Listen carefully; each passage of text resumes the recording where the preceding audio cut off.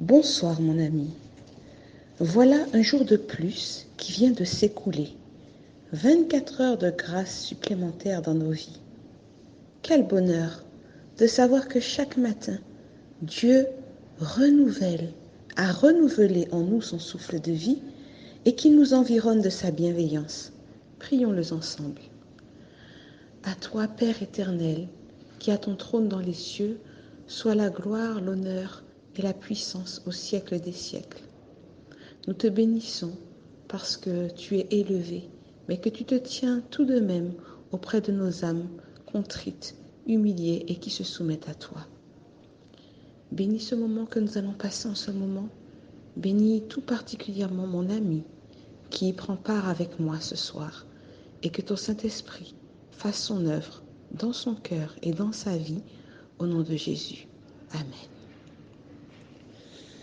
Le texte de ce soir se trouve dans le livre de Ruth au chapitre 1 et les versets 11 à 14. Naomi dit : « Retournez mes filles, pourquoi viendriez-vous avec moi ? Ai-je encore dans mon sein des fils qui puissent devenir vos maris ? Retournez mes filles, allez, je suis trop vieille pour me remarier. Et quand je dirai « j'ai de l'espérance », quand cette nuit même je serai avec un mari, et que j'enfanterai des fils, attendriez-vous pour cela qu'ils eussent grandi ? Refuseriez-vous pour cela de vous marier ? Non, mes filles, car à cause de vous, je suis dans une grande affliction, de ce que la main de l'Éternel s'est étendue contre moi.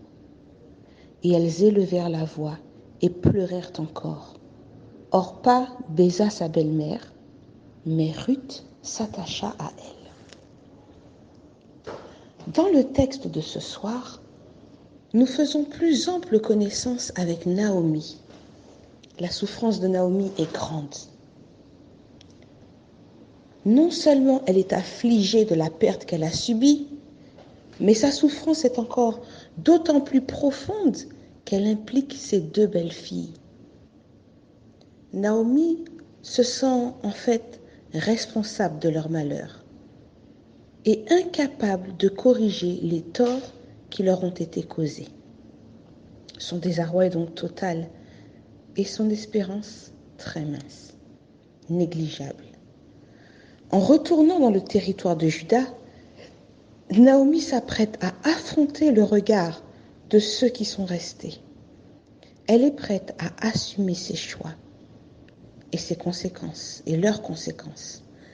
Mais elle veut limiter les dommages dans la vie de celles qu'elle a entraînées dans son malheur. L'attitude de Naomi me rappelle l'histoire de ces chrétiens qui, face à des épreuves, des tentations dans leur vie, choisissent parfois une voie qui leur paraît salutaire, même si elle implique une mise à l'écart de la voie de Dieu. Peut-être ce chrétien a-t-il des difficultés à trouver du travail, à rencontrer la personne avec laquelle partager sa vie, etc. Nous avons tellement de défis. Ces difficultés s'ajoutent peut-être en plus à des déceptions rencontrées au sein de l'Église, au sein du peuple de Dieu. Les désillusions et difficultés arrivent parfois à nous atteindre en Juda. Il paraît donc plus pragmatique d'aller chercher la solution plus loin. Prenons l'exemple d'Abraham et de Sarah, qui ne parvenaient pas à avoir d'enfants, malgré la promesse de Dieu. Il s'était arrivé à un moment où l'horloge biologique leur indiquait que de toute façon, il était trop tard. N'était-il pas plus sage de suivre la coutume de l'époque et d'essayer d'avoir des enfants par le biais de la servante ? N'était-ce pas une façon d'aider, tout compte fait, au plan de Dieu ? La réalité, c'est que, bien souvent, mon ami, nous sommes tentés de trouver et d'utiliser des stratagèmes que nous nous sommes fabriqués nous-mêmes pour nous sortir de nos difficultés. Attention, il n'est pas mauvais en soi de chercher des solutions à nos problèmes. L'écueil vient de notre décision de parfois mettre de côté les principes bibliques, les ordres clairement exprimés par Dieu pour nous en sortir. Un proverbe courant est « la fin justifie les moyens ». Or, Dieu nous met en garde contre ce raisonnement qui nous expose au piège de l'ennemi de nos âmes. Au contraire, Dieu nous appelle à nous saisir avec foi de ses promesses et à apprendre à compter patiemment sur son secours. Proverbe 10, verset 29 nous dit « La voie de l'Éternel est un rempart pour l'intégrité, mais elle est une ruine pour ceux qui font le mal. » Dieu t'invite à rester dans ses voies.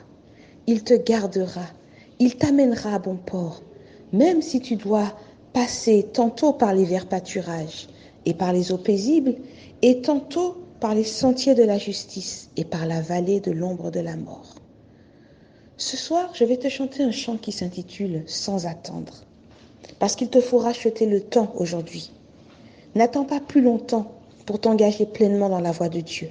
Combien de temps serais-tu prêt encore à gaspiller? Une nouvelle vie t'attend, Jésus. Je te lis la première strophe. Sans attendre, je veux tendre au bonheur promis. Qui s'élance, qui s'avance, obtiendra le prix. Quand je prie, Dieu m'entend. On m'attaque, il me défend.